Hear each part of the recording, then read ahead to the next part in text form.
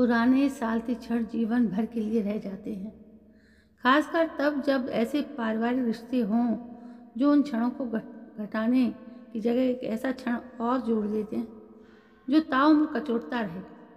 ऐसे ही सड़े गले रिश्तों के पसोपेश की उधेड़ बुन में है ये कहानी। 5 वर्षों के निर्वसन के बाद मैं फिर यहाँ आया हूँ। सोचा था यहाँ कभी नहीं आऊँगा, लेकिन प्राचीन सालते क्षणों को नए परिवेश में देखने के मोह का मैं संवरण ना कर पाया था। जीवन के हर निर्वासित क्षण में भी इस मोह की स्मृति मेरे मन के भीतर बनी रही थी और मैं इसी के उतार चढ़ाव संग घटता बढ़ता रहा था। फिर भी आज तक मैं ये नहीं जान पाया ये मोह क्यों और किसके प्रति है।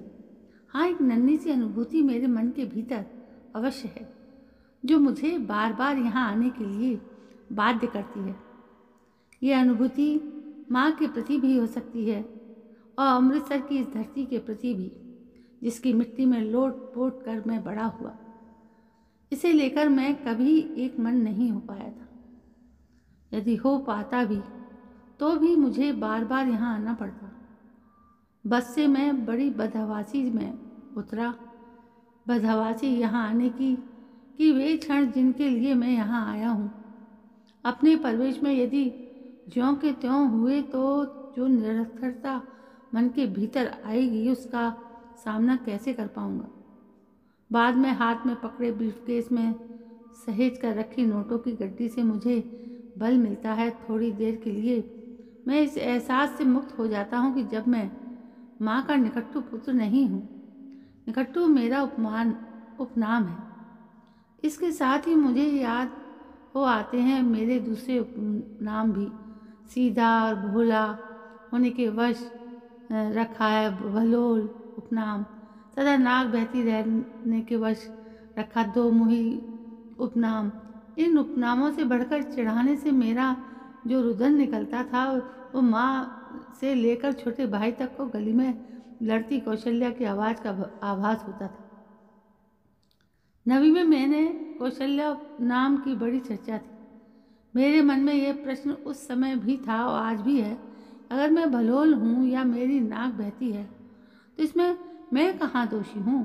और ये भी कि मेरी दुर्दशा करने वाले मेरे अपने कहाँ हुए। अब सोचता हूँ मेरे इनके साथ केवल रोटी कपड़े तक का संबंध रहा है। वो भी इस घर में पैदा हुआ हूँ शायद इसलिए मुझे पता ही नहीं चला कि कब संग्राम सिनेमा से गुजरकर पिंगलवाड़े तक पहुँच गया था। पिंगलवाड़े से मुड़ने पर पहले तहसील आती है। छुट्टी के रोज़ भी यहाँ भीड़ रहती है, जमघट लगा रहता है। मुकदमे ही मुकदमे मुकदमे अपने पर ज़मीनों के लिए, कत्लों के मुकदमे, तार तार होते रिश्ते, बेहिसाब दुश्मनी, कोई अंत नहीं। मैं जल्दी से आगे बढ़ गया हूँ। आगे वो क्रिकेट का ग्राउंड आता है जिस पर मैं बचपन में अपने साथियों संग क्रिकेट खेला करता था। माँ कहती क्रिकेट ने मेरी पढ़ाई ले ली। मैं कहता कि बड़े भाई की नई नई शादी, एक ही कमरे में पर्दे लगाकर उनके सोने का बंदोबस्त, रात भर चारपाई की चरमराहट, पर्दे के पीछे के दृश्यों की परिकल्पनाओं ने मुझे पढ़ने नहीं दिया था। पढ़ने के लिए मैं मॉडल टाउन चाचा जी के पास और 40 कुओं पर भी जाता, पर पर्दे के पीछे की परिकल्पनाएं मेरा पीछा नहीं छोड़ती। धीरे धीरे मैं पढ़ने में खंडित होता गया। परीक्षा परिणाम आया तो मैं फेल था। पढ़ने के लिए जब भी दाखला भरा तो बड़े भाई का मत बड़ा साफ था। तुम्हें अब की बार याद रखना होगा, व्यक्ति कारखाने में पैसा तब लगाता है जब उसे लाभ दिखाई दे, विडंबना देगा। जब यही बात राजू भाई ने उन्हें कही थी तो सबके समझाने और मनाने पर भी पढ़ाई छोड़ दी थी। राजू भाई केवल यही चाहते थे कि कुक्कू का चक्कर छोड़कर अपनी पढ़ाई पर ध्यान दे। आज वही शब्द कहने से वे बिल्कुल नहीं हिचकिचाते थे। राजू भाई ठीक कहते हैं।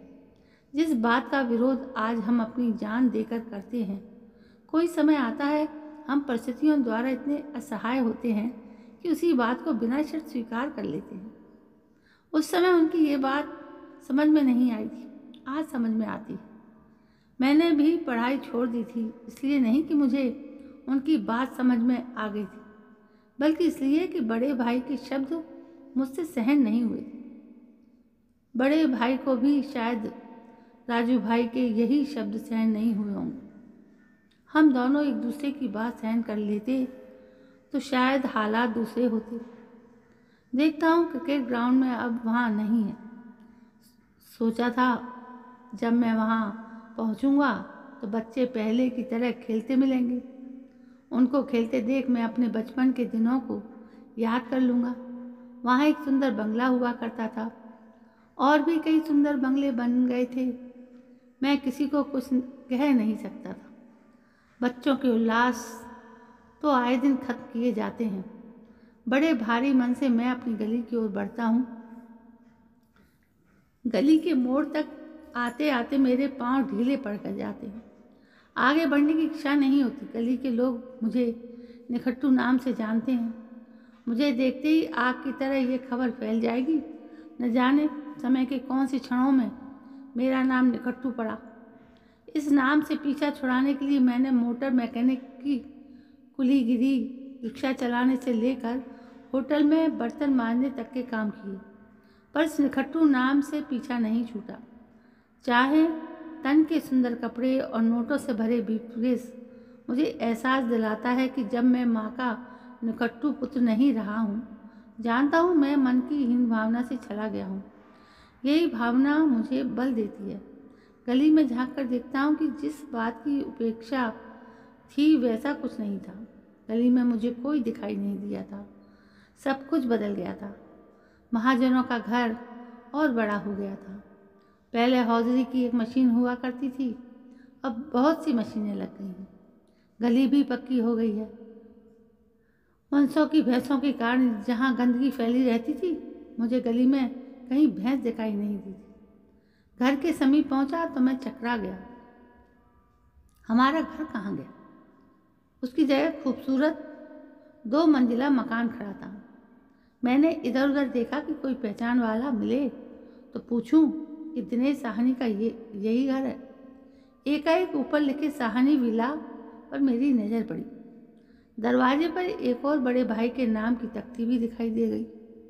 भाई के नाम के नीचे लगी घंटी दबाने पर किसी अनजान महिला ने दरवाज़ा खोला।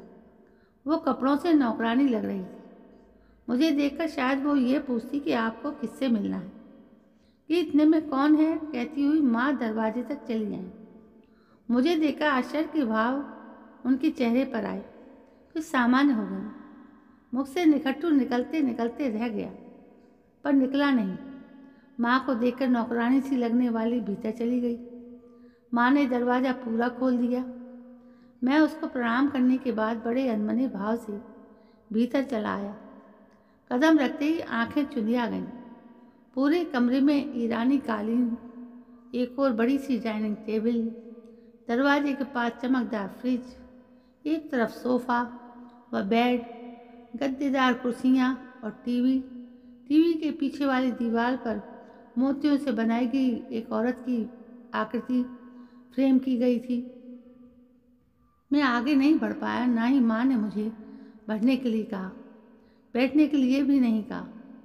मैंने महसूस किया कि मुझे बैठने से ज़्यादा उसको ये बताने की चिंता है कि सारा सामान जिसे देखकर हैरान हूँ कहाँ से और कैसे आया। माँ बोली, ये सारा सामान दिनेश ने फॉरेन से मंगवाया है। ये ईरानी कालीन अभी पिछले महीने ही आया है। टीवी और फ्रिज बहुत पहले आ गया था।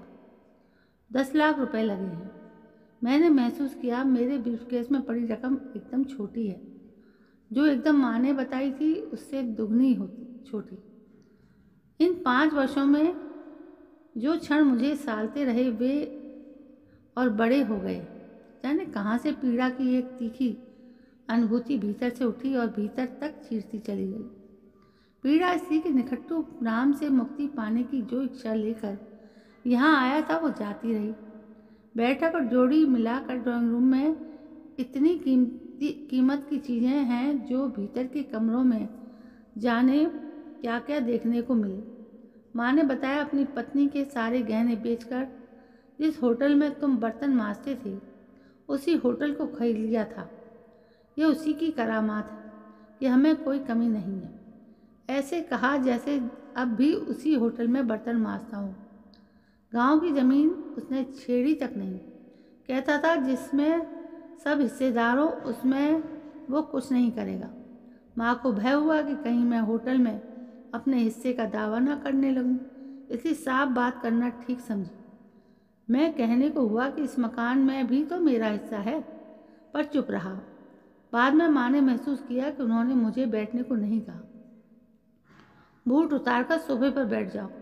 यह सुनकर मैं संकुचित हो गया कि उसका अपना बेटा अपने भाई की ईरानी कालीन पर बूट पहनकर बैठ नहीं सकता। कालीन पर तो बूट पहनकर ही बैठा जाता है। मैंने यही महसूस किया कि घर छोड़ते समय जिस तरह मुझे लेकर माँ भाव शून्य थी, उसमें और वृद्धि हो गई है। ना मैं बैठा, ना ही मैंने बूट उतारे। कहा चलूँगा माँ, देखने आया था कि शायद तुम्हें मेरा अभाव खटकता हो, पर नहीं, यहाँ सब कुछ उलट है। तुम्हें मेरा अभाव नहीं था, बल्कि मुझे तुम्हारा अभाव था। कितना विलक्षण है कि बेटे को माँ का अभाव है, पर माँ को नहीं। वहाँ से निकलने के बाद भी पीछे से माँ की आवाज़ आती रही, कुछ खाते पीते जाओ। भाई से नहीं मिलोगे, होटल नहीं देखोगे। मुझे माँ की आवाज़ किसी कुएं से आती सुनाई दी। माँ, दिनेश भाई के साथ इसलिए है कि दोनों एक ही वृत्ति के हैं, बेईमान और धोखेबाज। मैंने तो ये महसूस किया कि अब तक के सालती क्षणों में कुछ और क्षण समावेश कर गए हैं, और ये भी कि क्षण अधिक खुद में बदल भी जाएं तो निरर्थकता और बढ़ जाती है, जो आदमी को जीवन भर सालती है। तो दोस्तों, ये थी कहानी जो एक माँ बेटे के संवाद सुनकर अजीब सी लगी।